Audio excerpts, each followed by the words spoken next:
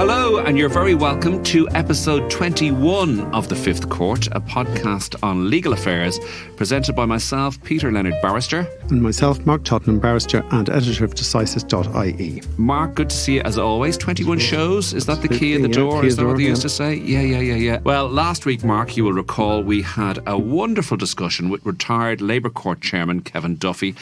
To paraphrase former Ireland manager Steve Staunton, what that man doesn't know about labour law isn't worth knowing. Mark, it was like a class reunion for you, though, of course. You were Indeed, you guys right. had been in the King's Inns together. Exactly. We worked at the coalface of legal education, that's right. No, it was really good. I loved that interview. Well, today we are very much back in the law library, as our guest is Barrister Martin Canny. All legal practitioners will know Martin as the oracle on the Statute of Limitations and limitation periods in general as they apply in Ireland. As you know well, Mark, it's very important to get your proceedings issued in time, isn't that it? I remember when I was in the King's Inn, somebody saying, the Statute of Limitations is something that will particularly worry you for the first 30 or 40 years of your practice. Well, Martin has all the answers, and we're going to talk to him about why he has updated and brought out a third edition of his book. But first, we're going to discuss 3 cases which you have identified from the Decisis website. And we're going to start with a judicial review into an assessment which was carried out by the Child and Family Agency, or TUSLA as it's better known. This is the case of JPP versus the Child and Family Agency, a decision of Mr. Justice Alexander Owens. This case concerned an allegation of sexual abuse, and in the investigation which had been carried out by TUSLA, it was deemed that the person who was the subject of the investigation was not afforded fair procedures. That's right, yes. So, obviously, the Child and Family Agency clearly deals with a lot of these cases of sexual abuse on the part of sexual abuse of children by parents, and obviously it's a tricky issue in the sense that if an allegation is well-founded, then obviously that parent should be very restricted in any access to the child. But of course, if it's not well-founded, then it leads to a massive injustice, yes, and that a parent is kept away from the child. And so the work has to be done very fairly. And what happened in this case was that they just determined that the allegation had been well-founded, but this was the subject matter of judicial review, and the parent in question said that he had not been afforded a proper opportunity to respond to these allegations, and that was deemed so a basic lack of fair procedures, basically. Exactly, yeah. And natural justice applies to these kind of investigations as much as it does to many other difficult type scenario, but yes, absolutely, natural justice and fair procedures. Okay, and next to our second case, and that also involves TUSLA. However, this concerned a decision which prevented a grandmother having access to her grandchildren. This is the case of LL versus the Child and Family Agency, and this is a decision of Ms. Justice Niamh Hyland. Another difficult one, Mark. The grandmother in this case was seeking access to her 4 grandchildren. The refusal appears to be mainly on technical grounds. Well, it's not exactly technical grounds. The issue here is, although the name of the case is LL and the Child and Family Agency, this is a judicial review of the court determinations, district and circuit court. And these days, there was a time when you would have named the circuit court judge or named the circuit court as a defendant. That doesn't happen anymore. So in fact, what Ms. Justice Hyland found was that the determination of the courts was either out of time, in the sense that she hadn't looked for the judicial review, or the applicant hadn't looked for judicial review within the appropriate time limit, or that the decisions of the court weren't unreasonable, because the problem that was being complained about was not the decision of the court, but the recommendation of the Child and Family Agency. And what was clear from the case in question was that the Child and Family Agency were prepared to allow the grandmother access to the children on certain conditions. And so, in fact, she shouldn't have been challenging the decisions of the court. She should have been really cooperating with the Child and Family Agency. And obviously, she could have done what the person in the previous case did, and maybe suggested that the decision of the Child and Family Agency itself was at fault, but that wasn't what happened in this case. Okay, very interesting. Our final case today also involves a decision of Ms. Justice Hyland. This is the case of In Re BW, and this is a wardship case, which are always very, very difficult cases.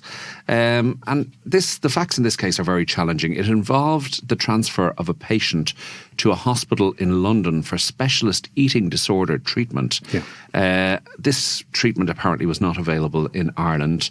However, there were suggestions that the ward was not happy about this. Yeah, I mean, these cases, again, very, very difficult cases. If somebody has an eating disorder, it's obviously a psychiatric illness, and where their life or their long-term health is in danger, the courts have the power to override their consent or their lack of consent to treatment. And in this case, the respondent had been treated for a while in Ireland, and it was deemed by her medical practitioners that the appropriate treatment was not available in Ireland, and that she should therefore be removed to the United Kingdom to be treated in a specialist hospital. And but she wasn't completely happy about this, was she? She wasn't completely happy. I think, as with a lot of these cases, it's a bad way of paraphrasing it to say she didn't know what she wanted, but yes. It wasn't a question of her necessarily saying no, she wasn't prepared to go. But I think because she was in court and she was involved in this hearing, as is right when it can happen. But basically, I mean, it was a matter for the High Court to make the decision for her. Exactly. I mean, we discussed it in a recent case. I mean, the President of the High Court has what's called parens patriae jurisdiction and has the power to make decisions about somebody whose decision-making ability is in some way impaired, and obviously that arose in this case. And one of the things that's interesting from a technical point of view is that the decision of Ms. Justice Hyland was then to be passed to the Court of Protection in the UK, because obviously once she's out of the jurisdiction, she's out of the jurisdiction of the court as well. So they have a duty of care then. Therefore, the English courts would have to supervise what happened. Okay, very good. Brilliantly explained as always, Mark. Back shortly with Martin Canny. Silence in the Fifth Court. Okay, it is my great pleasure to welcome to the studio barrister and colleague Martin Canny, who's known to every legal practitioner out there as the oracle when it comes to matters to do with periods of limitation and the like. I know you do loads of other stuff as well, Martin. But we've brought you in to talk about the third edition of your book, Limitations of Action. When I kind of invited you in, I was thinking it must be the second edition, but it's the third edition. Yes, Peter. 13 years that have passed since the first edition seem to have gone by very quickly. But here we are. Yeah, absolutely. So we'll get to why you wrote a book about kind of limitation of actions and the fact that there wasn't one, and you were the one who jumped into that space. I'm curious about that. But the third edition, when did it come out and when did you finalise that? The online version of it went live in the middle of December. Wow. So online books, wow, okay. But as it might now be more of a problem with legal textbooks, due to Brexit issues, it actually only hit the shops in hard copy at the start of January. So it's jumping off the shelves, I presume. I won't get sales figures for a while, but it should sell quite well. More interestingly, though, and perhaps the best metric of how popular a book is from a totally different perspective, is that the second edition turned out to be the book that most copies went missing from the law library. Wow. Do you know what? There's no surprise in that. So let's go back to 2010. Obviously, it took you a while to write the book, so we're probably going back to 2008, 2009. Why did you decide to write this book? There is a trend towards specialisation in our profession over time. And a large part of my practice is a generalist civil chancery practice. And at the same time, various different people in giving me, a heads up about what might be useful for my career said that it might be a good idea to specialise in an area, develop a niche in an area. And so that's what led me to think about what areas of law were lacking a book. And there was, in fact, a legal textbook, a very good legal textbook, Brady and Kerr, on the Statute of Limitations, but the most recent edition of that book is all the way back to 1994. So by 2010, there had been a lot of changes in the law, and I thought there was a need for a new edition or a new book in that area. Okay, so where do you start when you're writing a book like this? Obviously, you go back to, I suppose, the 1957 Act, the Statute of Limitations. I suppose that has to be something that you look at, and obviously there's been various different amendments over the years. So is that where you start, or what do you do? I mean, obviously, as you say, there was a pre-existing textbook from Brady and Kerr. Is that Tony Kerr? Yes, Tony Kerr. And James Brady, was it? Of James UCD, Brady. the late, great James Brady. Yes, okay. So how do you start to go about it, Martin? You know? You have to produce 300 pages. It's tough going. Well, we're up to 500 pages in the third edition. But the first thing was deciding, obviously, how many chapters and the division of labour between what were initially 16 chapters, and then I broke one of the chapters down into a number of smaller, shorter chapters, and then doing lists of all of the cases and reading every single case in the book, and there are no shortcuts. God, you sound like Mark Tottenham. Okay, so that's it. So you had to go over everything. Yes. Okay. All right. And then, so how do you do that when you're running your practice and you're doing, you're representing people during the day, etc.? Well, I look back and I'm surprised I had the time to write that first edition, because that was the most time-consuming one.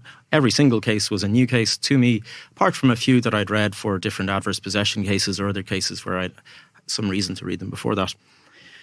And no children at the time is probably the main reason why it was possible. And taking a few of the court breaks, Christmas break, Easter break, summer break, and just reading a lot of limitation cases, writing the book.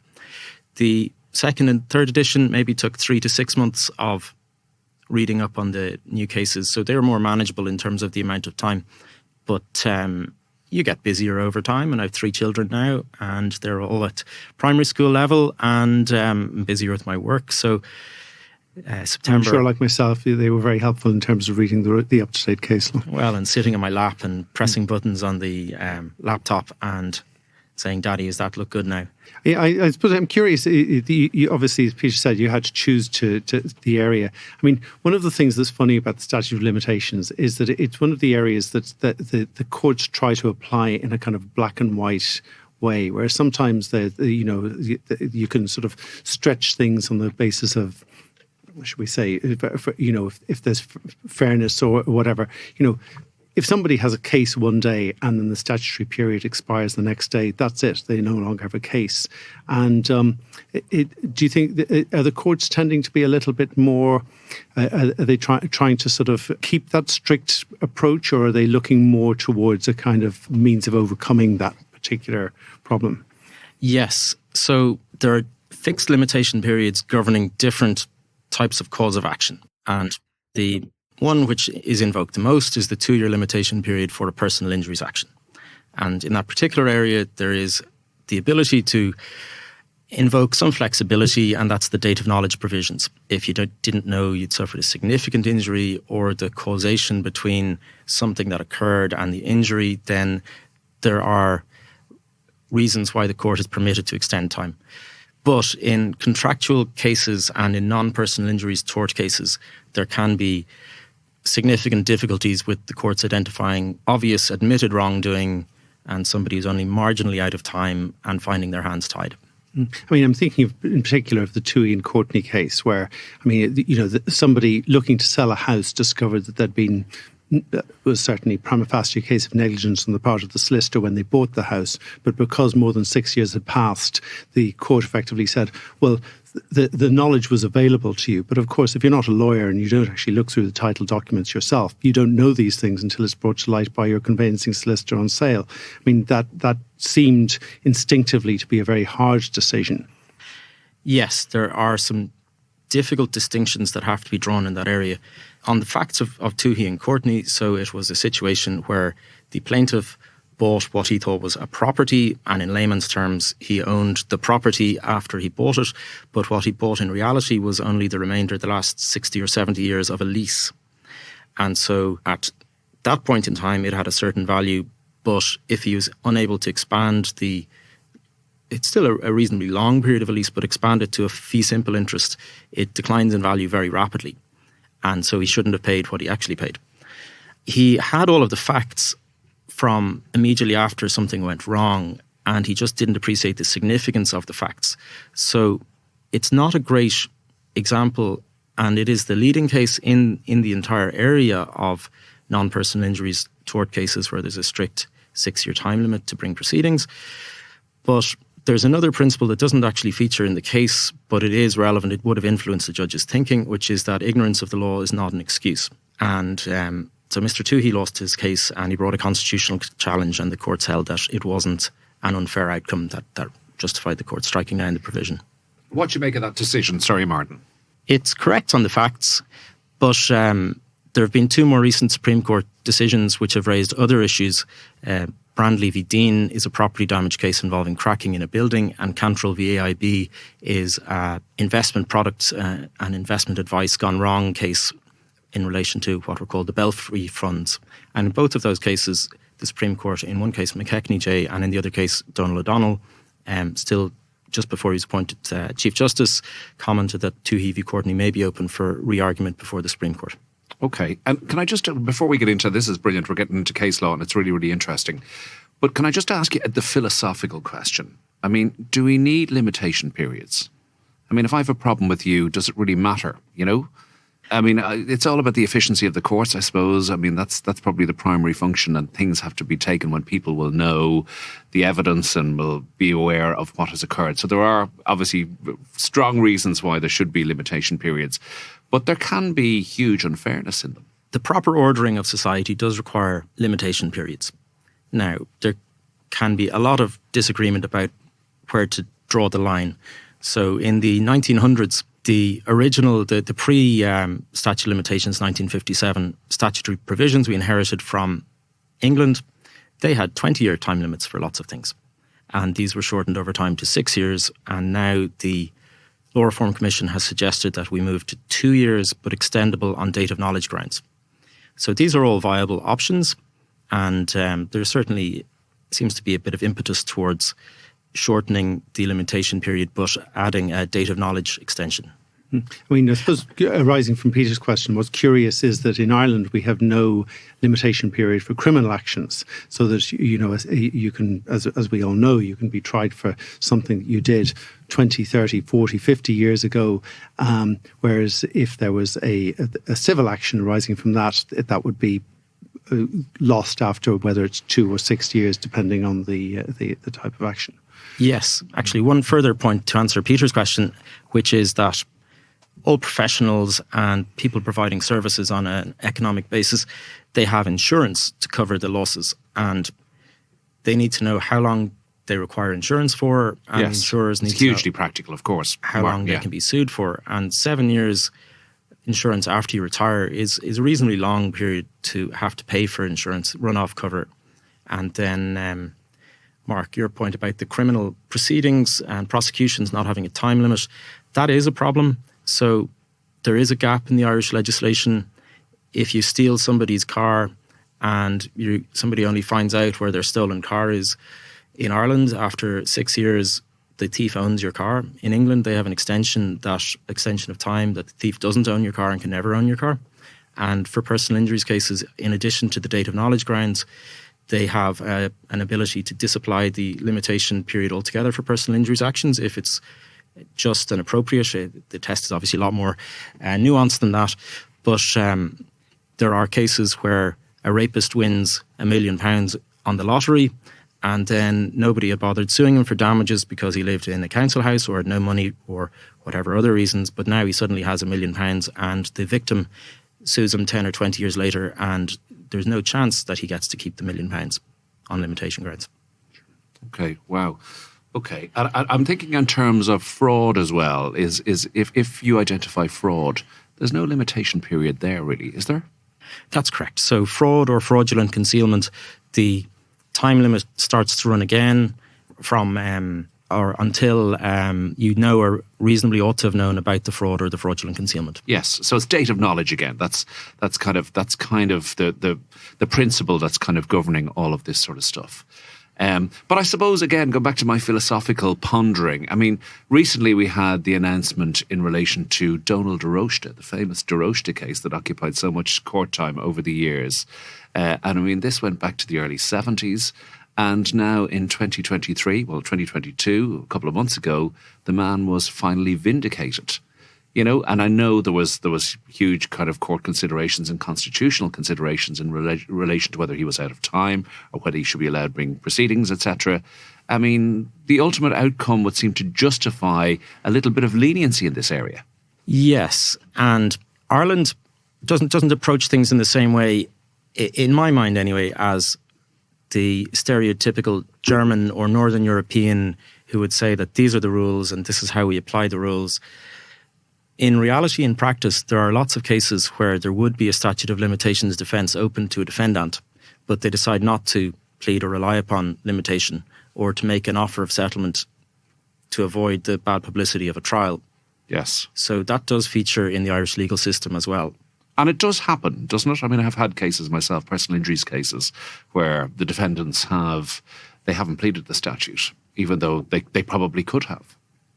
Yes, in personal injuries cases, a lot of insurance companies are afraid that the statute of limitations will turn into a sideshow and a judge will think of some complicated reason why they don't get to succeed on that point and it detracts from their overall defence.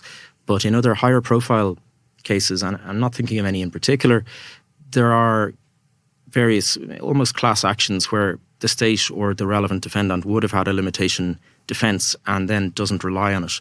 And I'm thinking in particular that there are a lot of cases currently pending against in relation to child sexual abuse, and very few of them lead to reasoned decisions of the courts on the limitation defence. So it looks like there's a couple of hundred cases against Scouting Ireland, and then there's a couple of hundred cases against Dr. Michael Shine in Our Lady of Lourdes Drogheda. And lots of the individuals who suffered this abuse knew they'd suffered the abuse and went to the Gardaí a long time ago. But despite there being hundreds of cases, the limitation defence isn't actually run as a preliminary ground of objection or even at trial in some of these cases. Does that surprise you, Martin? I mean, is that, like it's there to be used, I suppose, is it? As I said, Ireland, I won't say that we're like the Southern Italians, but we're like maybe the Northern Italians. So there's a bit of flexibility in how Irish people order their affairs. Okay, very good. Okay. Now, let's get back to the editions of the book. You brought out the first in 2010. When was the second? When did the second come out? 2016, so there's symmetry between... Yeah. Okay, so every 6 years a new book, a new version of the book. So what's new about this? What merit? Why did you have to bring an updated version of the book out, Martin? What's new? Well, part of it is my commissioning editor, Pamela Moran, is very persistent and very nice, and I think she wanted one more book to fill out her publication roster for the autumn, maybe autumn of last year, of the previous year even, but we got around to it eventually. And then I do get some positive feedback from colleagues at the bar and from solicitors. So you get huge positive feedback. That they like having a single database compendium with the relevant cases reasonably updated, which saves them having to do a search. So if I hadn't brought out the third edition, a search going back 7 years, so they could know that they haven't missed a trick or that they won't be surprised when the limitation issue comes on for hearing in their case. And having the new edition out, they have something which will then be more up to date, but maybe both sides will be able to go into court just with my book and know that it's reasonably up to date and it'll contain the relevant points. Then when I did a simple search against just the phrase statute of limitations, I found that there had been 475 new Irish judgments which used that phrase in the last 6 years. Wow. And a lot of these references might be a bit peripheral. You know, the person may have pleaded limitation, but the judgment deals with the case on its merits. But it's only because I actually skim read all of these judgments that I can see which ones have contributed something to the law and then update the relevant paragraph in the book to save somebody else scrambling around to see if there'd been any changes on the law in their particular area. And I was aware of a couple of particular high-profile cases. I've mentioned the Brand Levy Dean and the Cantrell case. So the tort non-personal injuries chapter was substantially rewritten. Okay. And why was that? Why was it substantially rewritten? The Supreme Court in 2012 delivered a judgment called Gallagher v ACC, which was the ACC Solid World Bonds litigation. And it gave the first detailed, considered Irish Supreme Court judgment on financial loss cases. But there were still a lot of English cases that were relevant, and there was no equivalent Irish case or no Irish case that had considered them and said, this is the Irish law. And there's a bit of divergence between English and Irish law in that area, because in England, they passed what was called the Latent Damage Act in 1986, which adds a date of knowledge provision in the area of financial loss cases, and there's no equivalent in Ireland. And indirectly or surreptitiously or due to human nature, it's led to judges in England becoming stricter on the similar or the same wording of the test for time running in financial loss cases, because they have the ability to extend time if this particular person didn't know about it. And when you're talking about financial loss cases, is this particularly to do with either negligence on the part of your financial advisor or sort of what we might call negligent misrepresentation on the part of somebody selling a financial product? Is that the kind of issue we're talking about? Yes, that's correct. Or negligence in the structuring of a product, even if nobody particularly gave you advice about it, that the bank was under an obligation to sell you a product that made sense and wasn't destined to be a terrible investment. And so what has arisen then is the test now discoverability or manifestation? I mean, is it the date upon which you find that you realise that you have bought a substandard product? No. So that's the test in England. And in Ireland, the issues have been approached or picked off piecemeal by the courts. And the Cantrell case was one where the product was what the product was, and people were complaining about the structure of the product and it being a leveraged product, and they didn't realise that a receiver could be appointed and loans could be called in and it might be forced into closure or sale of assets at a low point in the market. But prior to that negative end of the investment, for many years, the stock market was booming through the 2000s. So some of these people invested their money in 2002, and then they only found out in 2009 or 2010 that their investment had been unsuccessful or had lost money. So the question is whether time ran from 2002, when they had entered into the investment, or from 2009 or 10, when they had a bad outcome. Or, as the courts found, the date in, typically, there's a lot of these cases, but typically 2008, when the market had started declining. See, and that was considered to be the date of accrual, or the date when time started to run? Yes. I mean, it sounds on the face of it as if that means that somebody who on the face of it had made a lot of money for a number of years and the market turns down, and it's only then that it's not just the losses, it's the discoverability, it's the discovery at that stage that there's actually something wrong with the product, that it doesn't contain the protections it ought to have.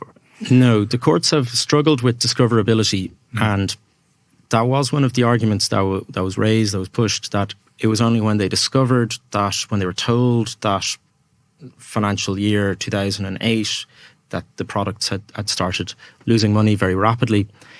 The court said it wasn't when they found out. If you're on holidays and never got the letter, if you had suffered ill health and were in hospital or weren't a ward of court or under disability in that sense, that wasn't relevant. Instead, the date the accountant signed off on the accounts, even if they never told anybody, was and if those accounts showed that the product was in a loss-making situation. Because as a basic principle of tort law, you have to have suffered loss in order to bring proceedings. Okay. And then, I mean, can we compare that then? You mentioned Brandley and Dean. Now, that's a construction negligence issue. And for years, they talked about there being no discoverability test in relation to construction, so that if there was a defect in construction and more than 6 years had passed, and then, say, a wall blew down in a high wind or something along those lines, it was too late because the 6 years has passed.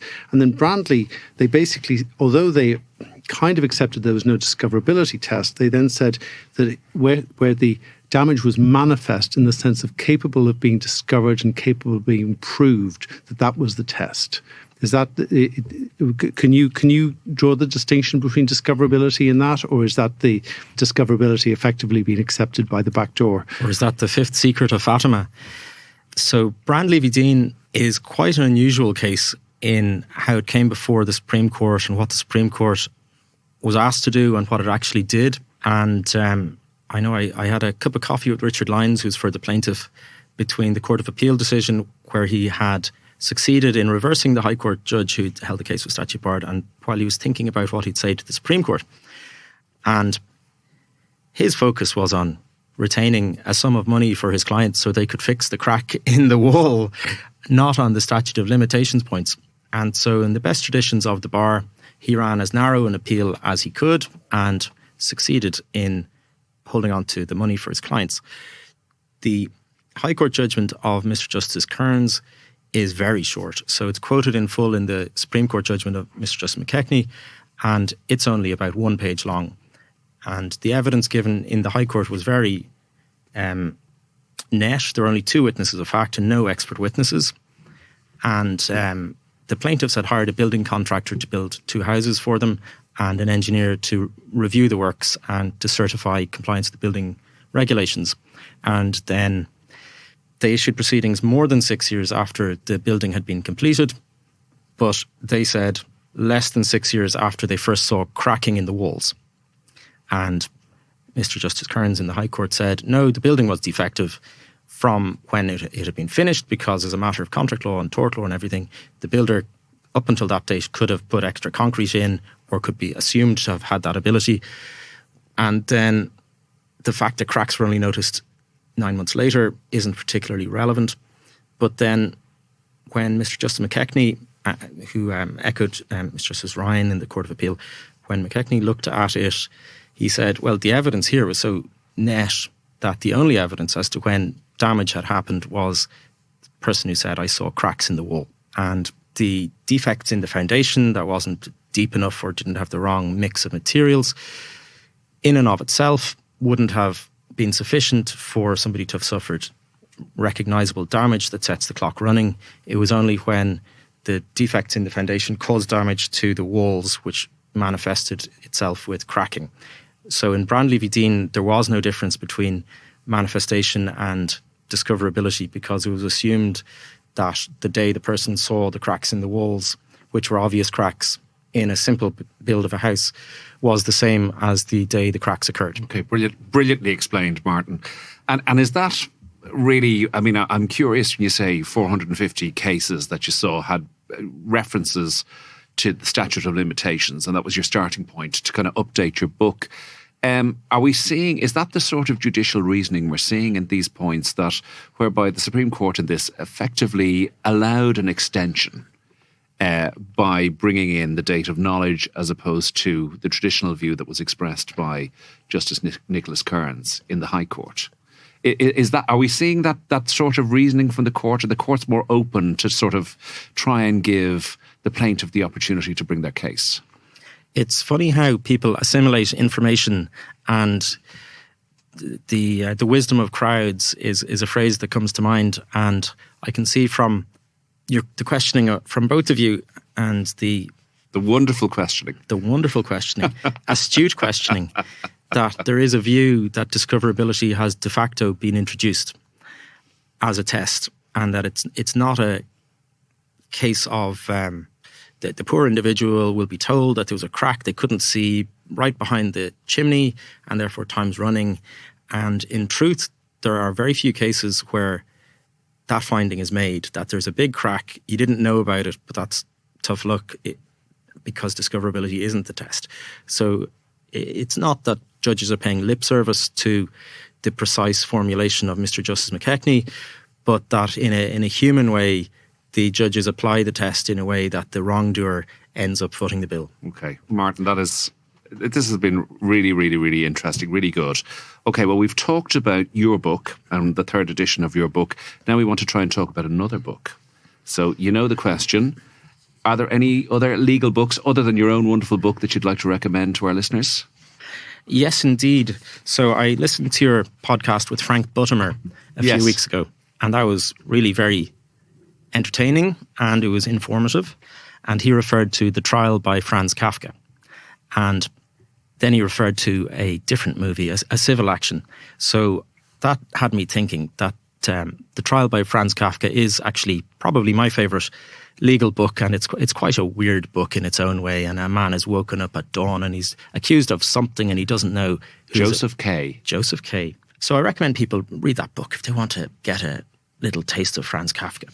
But there are 2 movie versions of the Franz Kafka book, which are probably a more time-efficient way for people to dip their toes into his world. And the first one is a 1962 movie version directed by Orson Welles, who also features in it. And the second is a 1993 version, which features Anthony Hopkins and Kyle MacLachlan, who's better known from Twin Peaks. And the Orson Welles version is actually regarded as one of the best movies he made in his career. By that stage, he was... And they were both called The Trial, were they? The Trial, yes. Yeah, okay. He was travelling around Europe, and it was filmed between Paris and Yugoslavia. And it uses the book as the starting point, but it is quite artistic, and there's lots of theatrical shots, and it's quite a trippy type of version of it. And the Anthony Hopkins one is a more orthodox mainstream version. So both of those versions of The Trial are well worth watching if anybody can find them on Netflix or... That is fascinating, Martin. service. And of course, Orson Welles has a very strong Irish connection, as we know. Absolutely. He, Took as his a way into the Gate Theatre. 16-year-old, he starred in the Gate Theatre and always said he started at the top and worked his way down. So there you go. He thought that was the high point of his career. Martin Canny, author extraordinaire of a very valuable book. And can we put the message out? Anybody who has copies of Martin's book hiding under the bed or in the back of the car, bring them back to the library. Isn't that it? That's it. If it's the number one missing book from the library, we want to redress that here on The Fifth Court. Martin, can we thank you so much for coming in and being a guest on The Fifth Court? Thank you both very much. The Fifth Court will adjourn until next week. That's all from this edition of The Fifth Court. We hope you have enjoyed it. Can we say a huge thank you to our guest, Barrister Martin Canny, for coming in and talking to us about the most recent edition of his book, the 3rd edition. I would also like to say a huge thank you to our producer, Conal O'Moroyne, and to the Dublin South podcast studios, and in particular to Lee Brennan, sound engineer, for recording this show and doing such a wonderful job. If you have any comments or any legal stories you'd like to raise with us, please contact us on our website or on LinkedIn, or any general feedback, Mark. We're always delighted to get a bit of feedback. Absolutely. Just stop us in the street and tell us how much we you're did. We enjoying got a the lovely show. pat on the shoulder there, We didn't did. we, outside a hostelry in Dublin recently? Absolutely, yes. Somebody yeah. told us she was a fan of the show. Exactly. And, you know, yeah. I think we were both beaming, weren't we? We're both getting used to being mobbed by lawyers. Yeah. Exira and Delira, or whatever they used to say. So for me, Peter Leonard. And myself, Mark Tottenham. Thanks for listening, and we'll see you soon in the Fifth Court.